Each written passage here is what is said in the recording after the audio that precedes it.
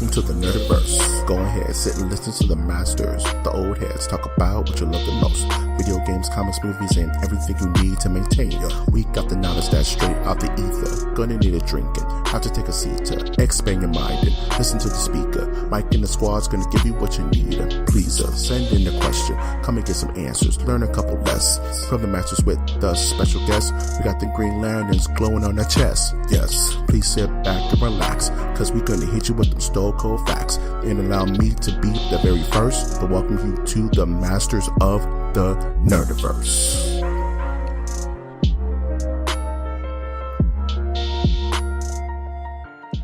Welcome to Masters of the Nerdiverse, where we always have such sights to show you. You can find this correctional facility of a podcast on iTunes, Stitcher, Spreaker, SoundCloud, YouTube, iHeartRadio, and Google Play. I am, of course, your host, Mike G. And with me, as always, is our supercalifragilisticexpialidocious of a co-host, Winter.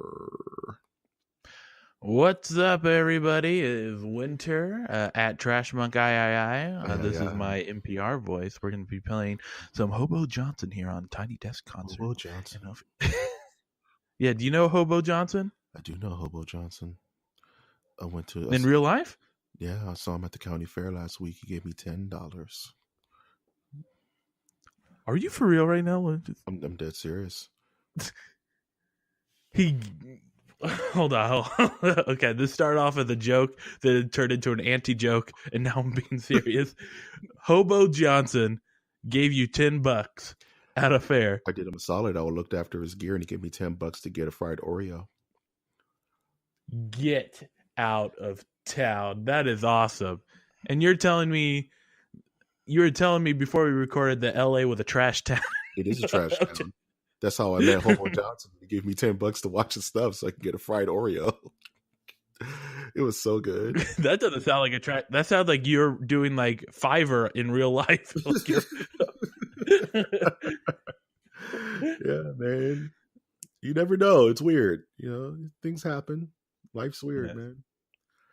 My mind would this could just be my country boy sort of mentality coming out. Yeah. But if that happened to me, I would need to check the mirror to see if my face was glowing. It depends on the human, man. Like when I'm really good with musicians, like I connect with them. Like I don't know why. It's just, hey, I'm not gonna freak out if I saw like, you know, Sting or something. But my dumb ass will see someone like the wrestler, like the wrestler. Yes, not the actual musician, but Sting from Halloween Haunt 1997. But like the only person I really choked up, you couldn't say anything, is when I saw like Beyonce once, and it was like, remember in Fifth Element where the blue lady, before she starts singing, like you could see her like in the halls, she's just like floating with her entourage, like her feet aren't moving. And she's wearing this veil, and she's like, yeah. That's what happened. And Beyonce floated to her car. Her feet didn't move. And her entourage was... And then you wrote a song. And I wrote... Queen Bee, I wrote a song, Marry Me. Queen Bee, Marry Me. And it's on Spotify right now. It gets... You be singing about lemons, I'll give you a whole orange, baby. I'll give you a whole tangerine. Beyonce never heard it. And will never hear it, ever. Yeah, I feel like I would be like calm, like, "Hey, are you that guy?" Sweet. It really depends on the person, man. Be like, it's super so bro. Like, hey, you host Fox News, right? That's what's up. Pretty lit. Pretty lit. That's what's up, man. Have a good day. Yeah. God rest his soul. I met Michael Clark Duncan once, and I was like, Mike, that's a good soda you got there. Mike was like, yeah. I'm scared of the Dr. Pepper. He was like, the bubbles make my nose tickle. No, he didn't say that. That's stupid. But no, he's like, yeah. He was just like, yeah. I was like, yeah. I just pictured this at a 7-Eleven. You imagine big ass like Michael Clark Duncan. I don't like Dr. Pepper because the bubbles make my nose tickle. Like, what? Yeah. The only the only celebrity I've ever seen and interacted with was Matt Hardy. Nice. Actually, no, that's delayed. It's the same evening. Matt Hardy, the wrestler, I was at SmackDown in Fresno, California, and he went. Well, before meeting him, I saw one wrestler who came down, and he was like giving high fives to everyone. And I'm like, I don't want to stand up to give a high five to him. So I just have my hand leaning over the edge, and he's about to give me a high five, and he sees my like half-assed like attempt. Like, you could, and then he just passes me by. And I go, wait, what was that? And that wrestler was Chris Benoit. The next wrestler was Matt Hardy. And this time I was standing up and going, Mr. Hardy, Mr. Hardy. And he like smacked my hand, and it was all sweaty. And I'm like, did he delete? Did he go delete? Oh, that was before. That was after that, right? Yeah, that was after. Aren't you happy that you weren't like soiled by the hands of Chris Benoit, Doug? Knowing what you know now, you probably dodged a bullet. Well, dude. Dodged a bullet and spent $50 on a voodoo doctor, right? But it will move. 3 exorcisms later. Yeah.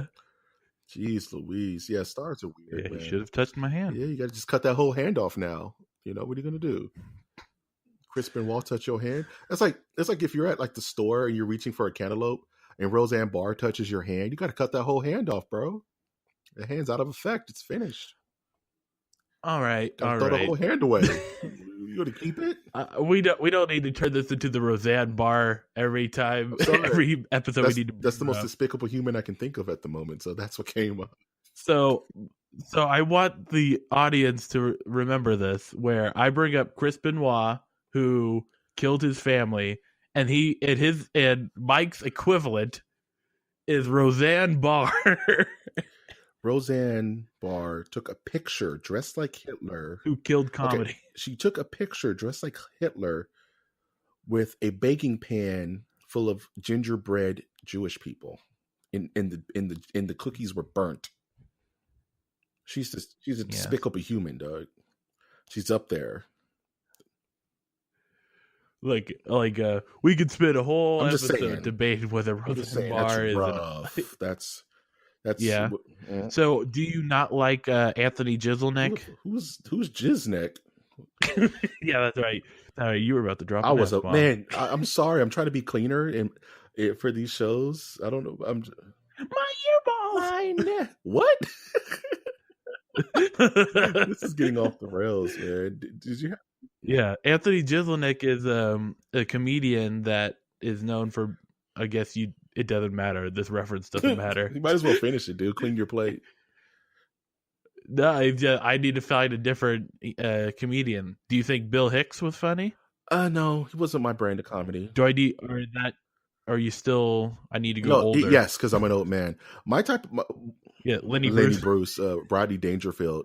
No, what the one comedian that's fall really bothered me was Dennis Miller. I used to really like me some Dennis Miller. Oh. And then he went kind of crazy, and I just was like, oh, can't like him anymore, guys. Yes. He fell faster than the Hindenburg on a gas night. Oh, something like that. Cha-cha, babe. Yeah. Well, that's just me. So I pretty much just described my week in this hodgepodge opening. Yeah, but I do want to say that I watched a new Netflix show. Norm Macdonald had the show, finished it. Wish he went back to his original show, Norm Macdonald Live. Oh no, man, is this that bad, huh? Yeah, it's cut down. It's way too awkward. And he had a little bit more freedom to say things. Like they took what would normally be like an hour and a half show on YouTube and tried to distill it down into I think 40 minutes. Yeah, it just does not work out. Some comedians need more long form stuff, and some comedians work better with short form. You know what I mean? And don't trust the reviews. I mean, I thought I laughed several times in that show where M. Night Shyamalan asks him that. So you know a lot about movies. Are you a cinephile? And he goes, no, I was accused back when I was younger of being a cinephile, but they could never prove it. Wow. And I was like, oh, that's hilarious. Nice. He's the king of dad He is jokes. the king of dad jokes. I have a funny Norm Yeah. Macdonald joke. I was at work one day and I brought my iPad with me, and it was on my Facebook. I was just kind of surfing Facebook at work during my lunch break, and stupid iPads, they auto set the volume to like 10 whenever you open it, and it's really obnoxious. So I kind of scrolled down my page on Facebook, and it stopped at a Conan O'Brien video, and Norm Macdonald was the guest that night. And for some reason, at full volume, Norm Macdonald screamed out, "Yeah, you ever thrown a dead hooker off a bridge before?" It said it like real loud in my office building. I turned so red, I could have just broke my iPad in half. I was just like, what the hell, man? I just tried to turn down. Everybody was like, what the hell was that? I just snuck it under my desk and turning like 3 inches tall and just shrunk. It was the intern. It was the intern. Blame that guy. But yeah, Norm Macdonald almost got me fired. It was awesome. Yeah, that's my Norm Macdonald joke. I thought you were about to say I saw him at the local Sonic. You got any gum? Oh man, do anything else with your week, brotato chip? Brotato chip. I still have Mandy on the list to watch. I just want to talk to someone about it. Like I have no one to talk to about it. It's really vexing. Yeah. Hey, I want to watch it. I just have to wait for my roommate to decide to watch Mandy one of these days.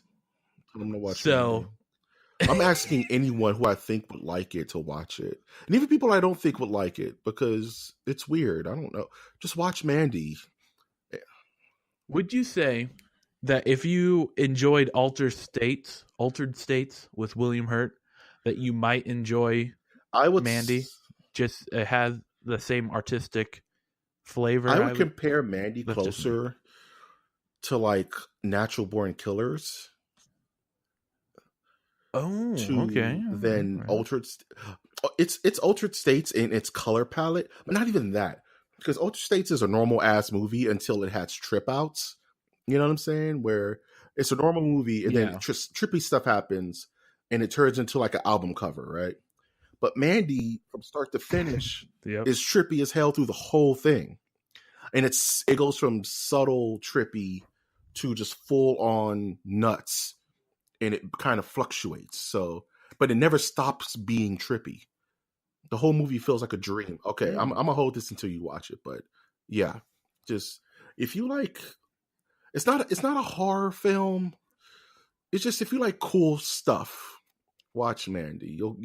You'll pull something out of it that you dig. If you like cool old school stuff, I think you'll like it. But how was your week? Thank you, Google. I wish you would sponsor us and give us all that infinite Google money. This week, this time of year, man, it's just all I've been doing is thinking about horror and watching horror movies, like old school ones. Like I caught up on Sleepy Hollow, Evil Dead 2, The Haunting of Hell House, and just watching a lot of old school horror movies. I watched this one horror movie on Netflix. I forget the name of it. It's not. You don't need to watch it. It's about like these ghost hunters that are like fake ghost hunters, but of course they go to a real haunted house and wackiness ensues. It was, you know what I'm talking about? Yeah, it's pretty good. I'm not going to spoil it for you because you're going to watch it, but you'll see what I'm talking about. It was okay. You know what I mean? But okay, can I recommend 2 series? Well, I still need to watch these. In fact, these could be good movies for the MOTN the cinema? film Yeah. watching cinema. MOTN MOTN Cinema. So Hulu has the complete series of first the Ginger Dead Man series or whatever Yeah. Ginger, and they have the Magic Bong Oh, series. you just want to watch some Or- trauma, dude? Is that what you want to sit down and watch some trauma? Not only I want to see because they've combined both universes into one movie as well. It's like I wanna Dollman see versus that the too. Demonic Toys, dog. That's a cinematic. There was the Full Moon cinematic universe before Marvel ever did anything.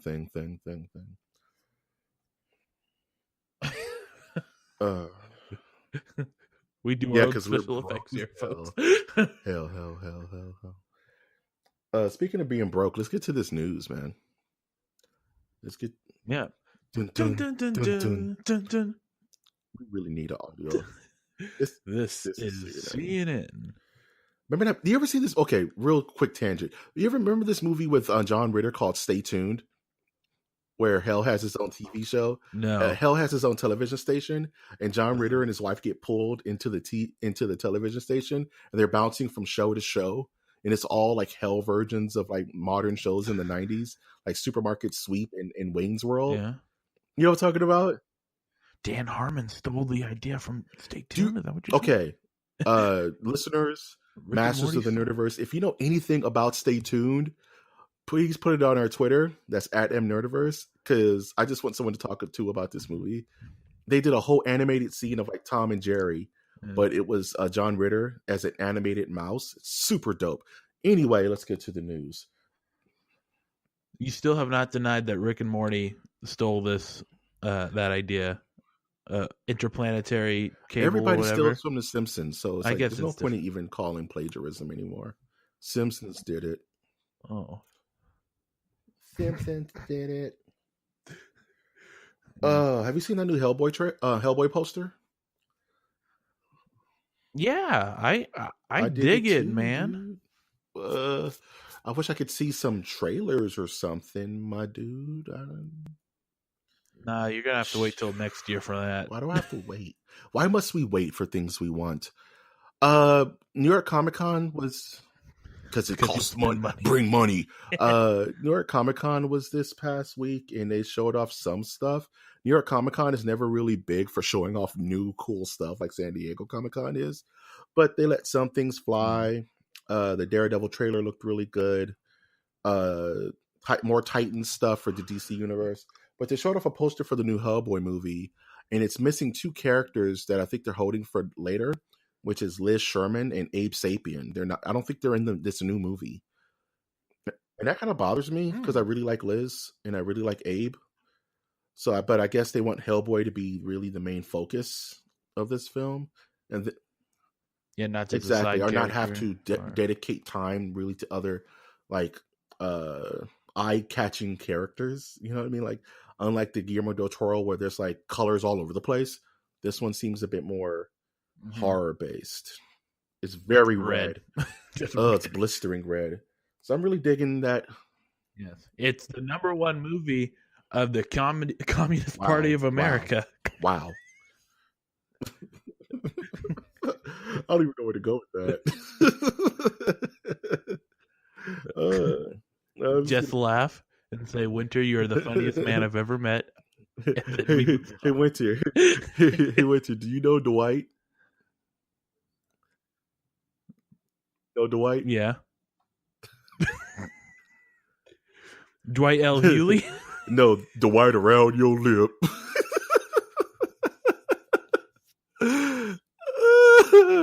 Moving on. I'm sorry. I don't know that joke. Like, two people don't get it. That's why we're moving on. Speaking of things that are going to be fueled for fever dreams, Capcom confirmed that there's going to be a live action Mega Man movie. What the hell? Yeah. No, man. Like, I will say that there is a lot of potential to make a very good Mega Man movie. Like, I just think of things like AI by Steven Spielberg. I mean, that's not the greatest movie in the world. I think of that. Like, don't like make it a human kid, right? but just give it like practical effects. A practical effects Mega Man movie would be awesome. They're not going to do practical effects. I know. I'm just saying. Hear me out. A practical effects Mega Man movie with like seasons of special effects. Like, don't do Alita Battle Angel where the whole thing is CG and it just looks uncanny valleyed out. Just make Mega Man a child and just put stuff on him. Mega Man is not a very heavy, like, designed character. It's a kid wearing like a football helmet and a blue costume with a little buster arm. You could do that practical and make it look real. I just think a practical effects Mega Man movie would be dope in the hands of the right director. You don't make it take itself too serious, but you make it cool. Mm-hmm. It would be awesome, dude. Hey, I think I'm all for practical effects. I'm done. I get like disgusted seeing like how much CGI is put in a lot of films nowadays. Like, you don't even have to go outside to make a film anymore. Yeah, it's all made in your house, dude. It's garbage. Right. But unfortunately, I think they're not going to put that much of a budget into Mega Man. And they're going to go, well, what is cheaper? Paying this nerd to make explosions go in the background, or rigging up a ton of vehicles to explode? It's so frustrating because it's like, you're absolutely right, which makes it frustrating. It's like, what's cheaper? Paying 3 guys to create a background, or hiring KMB or Industrial Lights and Magic to build a set? You know what I'm saying? It's right. And it's like, you want to do it the right way, but then we're getting this stupid Monster Hunter movie, which it's going to be CG'd out and really dumb. So it's like, I just wish that people who actually cared about the characters were making these movies, and not just somebody who's willing to cash in on a name to get asses and seats. You know what I'm saying? Yeah. It's just very frustrating. Very frustrating. Adam Driver is Oh Mega my goodness. Oh, that hurts. Shut up. Oh, that's like a gut punch. Oh, Bird. he's such an emo Mega Man, dude. He takes a picture. Yeah, he's holding like the helmet of Proto Man. He just smashes it against the wall like the Last Jedi. He's so mad, guys. Even though I want to see Jeremy Irons as Dr. Wily, though. I just thought about that. My robot masters will destroy the world. In a Scar voice. Yeah. Have John Goodman be Dr. Light. Yeah. John Goodman as Dr. Light would be OP as hell, dude. All right, now I've only played one Mega Man game. I played like 3, but that's still not enough to say I'm a Mega Man fan. I love Mega Man. I just want him done right. Speaking of not being done right, there are a couple of television updates that I do want to bring to our attention. One that is on the docket, one that happened today. Let's go over the one that's on the docket really quick. Krypton Season 2 has showed off their character design for the big bad of this season, which is the main man himself, Lobo. Are you familiar with this character, Winter? Okay, you want my snarky critic? Yeah. Hit me. Okay. This whole Lobo and this whole Krypton show, Lobo looks as great as my lobotomy after watching Krypton. Take that L, sci-fi. Stupid channel. Yes. Well, unfortunately, it's hard for me. I don't want to say anything bad because it's like sci-fi is so low quality that there's a small percentage of like I could be working in the near future, dude. You don't know. Yeah, like it's so Sci-Fi like presents. Here's $50. Go make a mini Sci-Fi series. Channel presents Masters of the Nerdiverse. You don't know, right? So I want to refrain talking too much stuff. Yes, I am happy that we have a channel that is open to making these type of shows. Here's the thing, man. The one guy who would look great as Lobo is already Aquaman, which is Jason Momoa. Jason Momoa would be the perfect Lobo. He has the attitude. He has the build. This guy looks like the guy who they got to be Lobo looks like an accountant, dog. He looks like, you know what I'm saying? He looks like a dude who got lost at Burning Man, and that's what he ended up looking like at the end of the celebration, dog. He doesn't look like Lobo. He looks like he could just get punched in the chest and that's it. Lobo in the comics is like bigger than Superman. He's like this 8 foot tall, just giant biker dude. Like he looks like Zangief, you know? Like he's this huge force, and this guy's like 5'11". Looks about a buck. Looks like a buck. Yeah. Look about a $170 soaking wet. And like, and what's the problem is like no matter how comics accurate you make a dude like that look, he's still gonna look like he's cosplaying because he just doesn't look like Lobo. Unless it's just a bad angle and this dude that they picked is really like 6'7" or something.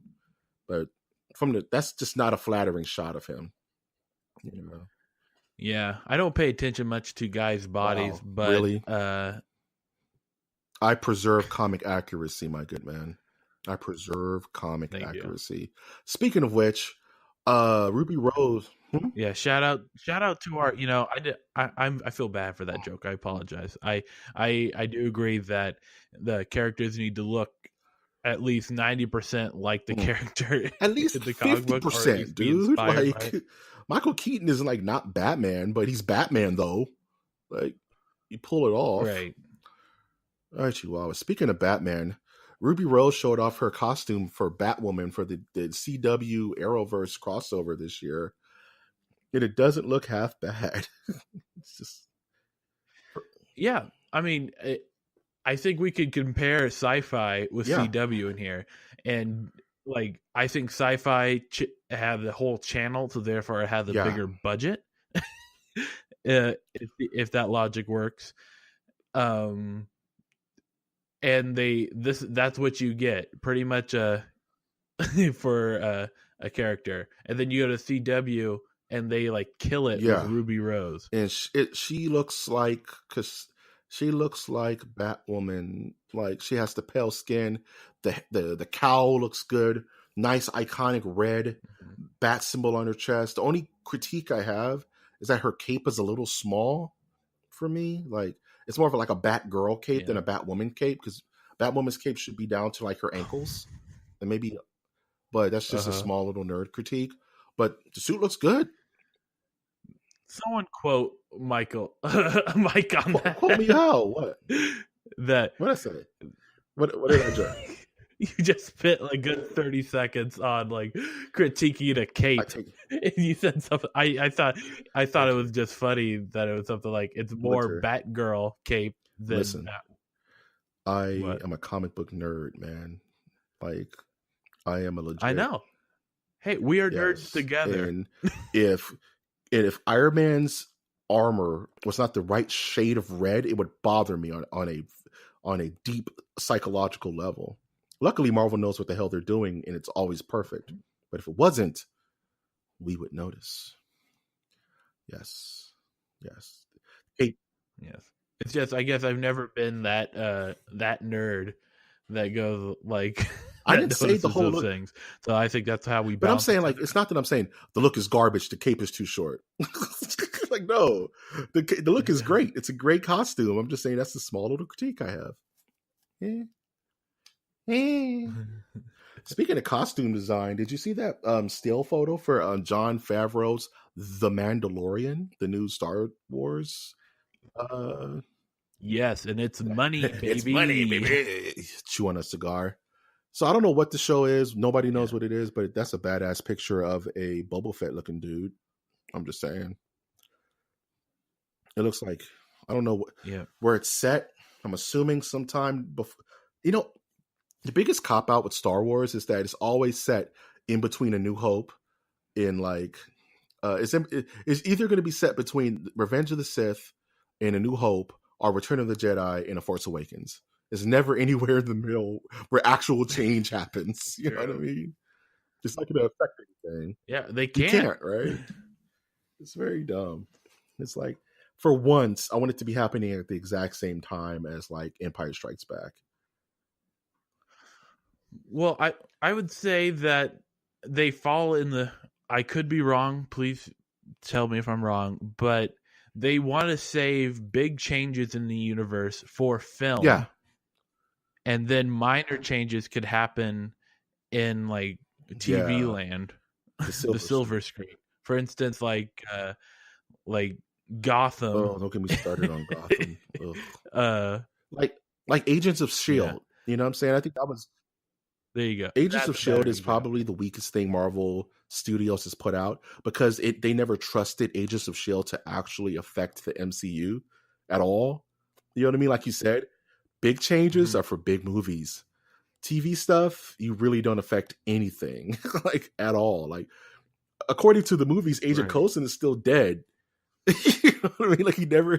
But in Agents of S.H.I.E.L.D., he's super running around and doing adventures and stuff under the guise of Tony Stark, Steve Rogers, and Thor, and like Black Widow.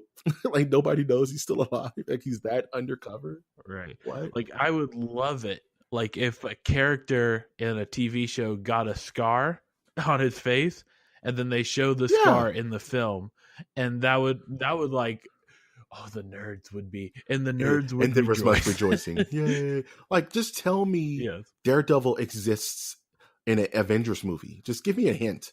The Devil of Hell's Kitchen. I just want to see it somewhere, so I know that these characters just aren't floating in their own little microcosm. You know what I mean? But they're just so scared to do it. I don't know why. Maybe they feel like it'll muddy the waters. But then the TV are always the first ones to say, "Oh, you know that big green guy." You know, remember when I remember when Tony Stark flew into that building, but Tony Stark doesn't know who Jessica Jones is and doesn't care. You know what I mean? It's just, or who Luke Cage is. Right. I just wish they had the guts to actually start merging these things together. All right. Or at least include Men in Black, and that would explain why people can't remember. I know. Actually, in the Marvel Universe, the Statue of Liberty, that's just a giant neuralizer, is real. S.H.I.E.L.D. built it before it got disbanded. Let's do some rapid fire for a couple of these, and then I do want to talk about something at the end, which is super dumb and not on the docket. So this is going to be fun. So real quick, speaking of Marvel Studios is rumored that they have commissioned a script for the Dark Avengers. Probably some real late. I wouldn't say this is probably phase 4, maybe phase 5 stuff way down the line. And I think that's cool because the Dark Avengers are kind of cool. For those who don't know what they are, have you ever heard of the Dark Avengers, Winter? Tell me a little bit more about the Dark Avengers.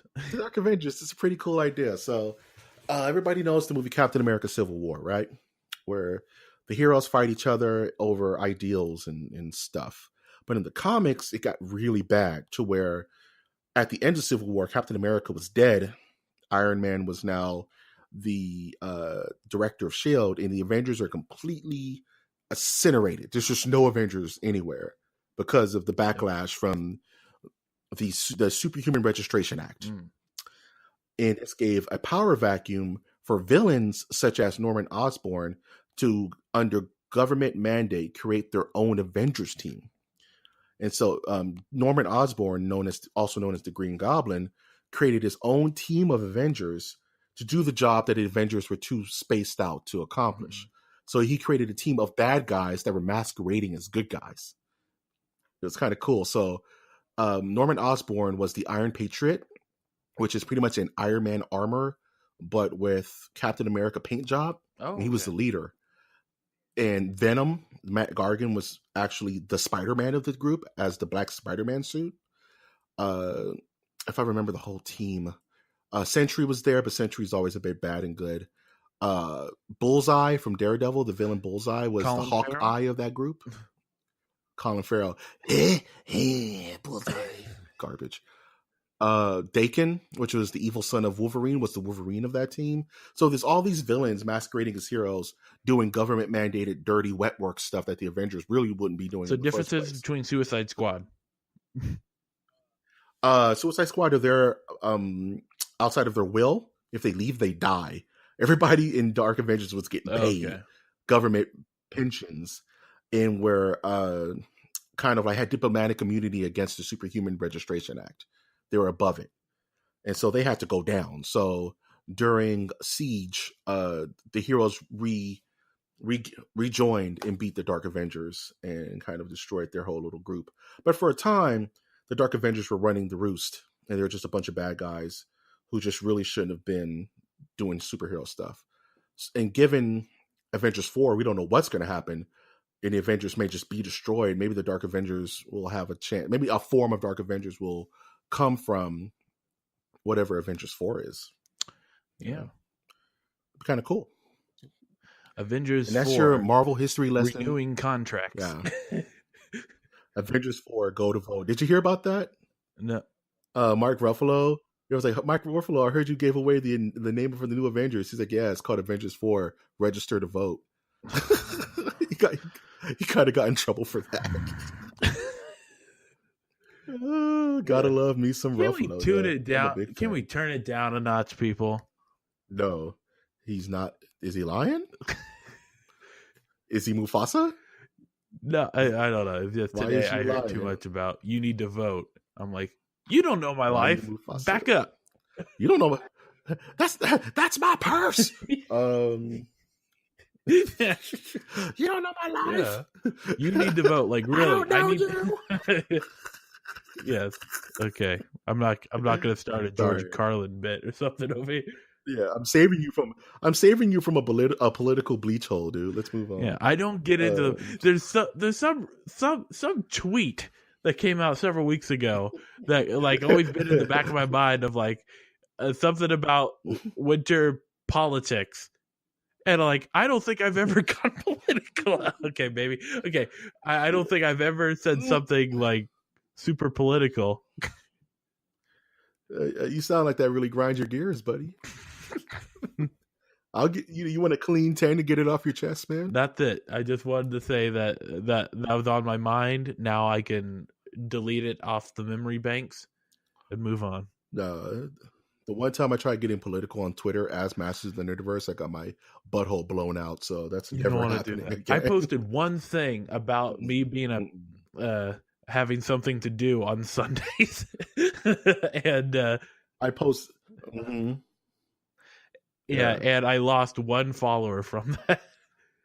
Dude, I posted one response to someone else's post, and the entire group just jumped down my throat. And I was like, I didn't say anything wrong. I deleted my tweet and ran away, dog. We're masters of the nerdiverse, not masters of the political verse. Yeah, we don't need that kind of heat. No. We don't want that smoke, as the kids say. We don't want that smoke. Yeah. Let's close out the show with this last news article, which I just want to talk about because it's the funniest thing I've heard all month. And you may not know, but Fred Durst had a Limp-Bizkit concert recently. You remember Limp-Bizkit? Limp-Bizkit. You know, I got a chainsaw. I remember it as much as my last physical. I skin your ass raw. So Fred Durst is on stage doing his thing, right? You know, he's singing his tunes. In Shaggy P, I believe his name is, from Insane Clown Posse, was there, unbeknownst to Fred Durst, right? Yeah. Shaggy P is on stage. He runs up behind Fred Durst and tries to drop kick him for real while he's performing on stage. Like a Stone Cold drop kick, or like a legit like a flying Ricky the Dragon Steamboat drop kick, dude. Fred Durst doesn't know what's going on, so he just kind of naturally shifts his body to the right. Yeah. Shaggy completely misses the drop kick and eats complete stuff on his face in front of everyone. Fred Durst turns around like, what the hell? Why are you here, dude? Like, what the hell is happening? Okay. I understand. Now I'm gone. So that leads to the question, are there any juggalos where you live, Micah? There's always juggalos where you live. Is there Fago? Is there Fago around where you live? Is that then connected? There's juggalos, bro. Yes. Of course it is. Juggalos. That's why I see this one juggalo who probably is listening to the podcast because I keep talking about it. He drinks Fago all the time. All day. And he talked about how he's bought like 6 tickets and he doesn't know how he's going to go to Nebraska or whatever they're playing at, but he bought the tickets already. Yep, he's already in there, dog. Like Juggalos love Fago, dog. I was on YouTube and I fell into a YouTube hole. I was watching a Juggalo wedding, and this thing was classy, dude. It had all flavors of Fuego, dog. And when they said you may not kiss the bride, they just shook up all the Fuego bottles and just like sprayed down the bride and groom. For humanity. It was beautiful. I weep for the future. There's far worse things that I can be old man winter about. I'm not gonna. I'm happy that they are going to be in a marriage that's hopefully years to come. They're still together. That would you ordain the ICP themed wedding, though? I probably would. That would be awesome, wouldn't it? If they paid you? If it's like they passed my premarital counseling and it was like free food, I'm super out. Down in costume. They were all juggaloed out and they showed up every session, dude. Yeah. And they were on it. So you had no excuse not to do it other than you don't want to do it. No excuse. You're acting like I'm trying to find reasons not to do it. Come on, you have all the chicken wings and Fago you can eat and drink, dog. It'll be a festival, dude. It'll be amazing. Man, I'll be the best man at a Juggalo wedding. Eat quick, dude. That'd be so much fun. Oh man, that's a weird ending. What are you looking forward to? I'm working on a script right now. A comic script, as you well know. I have 5 pages in. I'm trying to do at least equivalent of a page a day, and it's been kind of tough getting back to the swing of things.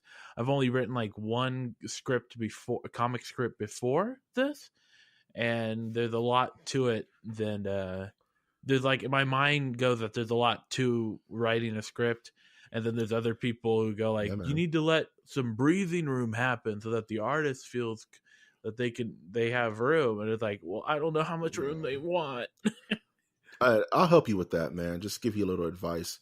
There's 2 types of comic book writers, and there's the broad strokes guys, or the Alan Moore guys, where it's the Captain America and Iron Man fought for a while. And the artist has to figure out what the hell's going on. Mm-hmm. But there's also the wind brushed against Cap's shield as the reflection of Tony Stark's indecision was sprinkled upon his face. And this artist is like, what? And then you absolutely must have a butterfly on the shoulder of the Hulk, because that symbolizes rebirth. And you're just like, dude, I can't. I'm just fine. So it really depends on how flowery you want to be. If you want to focus on like Brian Michael Bendis is he's the perfect like middle ground of that, where he puts in his innuendo and his symbolism, but he's also he lets the artist tell a story too, rather than like Frank Quitely is a good artist, but like Grant Morrison is filling every single inch of that paper with detail that you have to get right to the letter. Otherwise, it's a failed experiment. So you just have to find your balance, man. Whatever helps you write faster. Right. And there's there's like certain things that I'm pretty much at the point where if I think if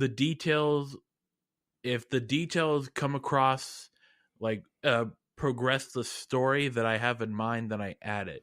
But I do not want to add too much. If it's like detail that is not like important to the story driving, because the script is just me writing what the story is in my mind. So I want to keep details in there that progress the story. Mm-hmm. Yeah. But yeah, man, it's just Yeah, that's all I got. That's all I got nothing, man. But no, man, you got it. It's just when you write, you just got to make sure that you put it all on paper, but then you have to break it down in digestible bites. If you want to do a comic book long form, 20 pages, man. 20 pages a book, 18 pages a book. So You just want to break that up. Mm-hmm. For Mike G over here, this week, I don't know, it's a struggle week, man. So it's hot water and top ramen sandwiches, Doug. So I'm just trying to keep my head above water, and just really keep on with this month of October. It's been kind of hit and miss. So I'm going to keep watching some horror films. I'm going to sell blood so I can get an Elgato so I can actually start streaming for you guys so we can all hang out on some streams. I keep talking about it just because I just want to speak it into existence. So hopefully that'll be up soon. Watch some more Netflix stuff. You know what I mean? There's some really good horror movies on Amazon Prime right now. A lot of old school good ones like Night of the Demons, and I think I saw the Chuds are on there, Cannibalistic Humanoid Underground Dwellers. So you guys knock yourselves out with that. Any passing thoughts before we close this bad boy out, my good sir? Yeah, check out the projects I'm working on and stuff that I release online, and different media content aggregators, blah blah blah, at Trash Monk I. That's Trash Monk I. And check out the Wisecast as we're about to hit episode 100. Good times, man. Yeah, it's a long day coming. Let me tell you that much. I hear that, boss. And just keep plugging away, trying to do productive stuff. Yeah, man, it's all we can do, man. Keep the train going. I will say definitely keep an eye out on our Twitter page. That is at mnerdiverse. We just hit 1,000 followers today. That's a huge milestone for our channel. And I thank every last one of you who found us via Twitter. And I'm going to try to keep our content light and awesome and fun and scary and cool and just very nerdiversy. So keep an eye on any updates on our Twitter page, as well as our Facebook and Google Plus. If you're out there, let me know. We're kind of in need of iTunes reviews. I would like to get more of those for the rest of this year. So if you're listening to this on iTunes, please leave us a review. It can be in the form of stars. It can be in the form of you telling me off about something or telling Winter off. We love it. Bring it. Bring it. We are the Cenobites. Give us the pain. But if you want to give us some nice things to say, we'll also love that too. So definitely that's where my head's at, is really strengthening our community. I'm finding some really cool cats online who support us, who want to collaborate with us. And it's just getting nutty. It's getting kind of crazy. And it's all thanks to you. So thank you for listening. As always, you can find this on iTunes, Stitcher, Spreaker, SoundCloud, YouTube, iHeartRadio, Google Play, SoundCloud. And always will ask you to leave a like. Just give us a comment. Please subscribe. I have, of course, been your host, Mike G. And I've been your host, Winter. And we will always ask you to take that one step beyond.